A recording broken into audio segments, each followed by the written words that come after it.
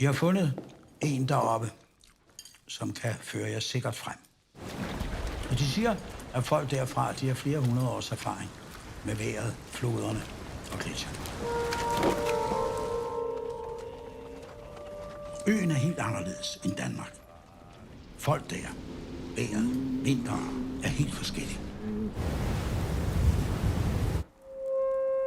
Mange flytter fra østkysten på grund af vulkanen, der er gået i udbrud.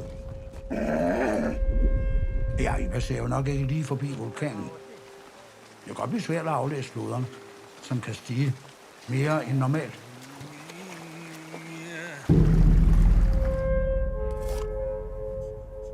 Folk siger, at vulkanen den udsender en stank. Og så må man jorden have skidt i bukserne.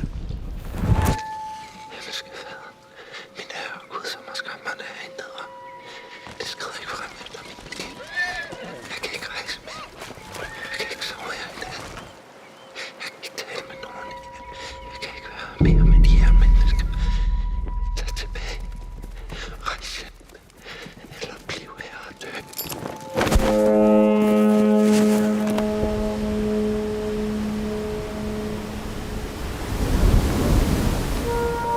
Jeg ved godt, at din opgave indimellem kan forekomme gigantisk.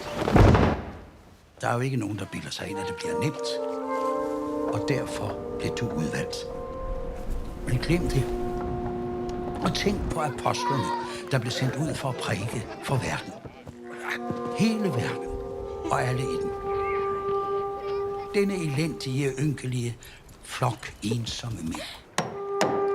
Men de gjorde det. Og af den grund er ingen opgave umulig. Og derfor er din opgave heller ikke umulig.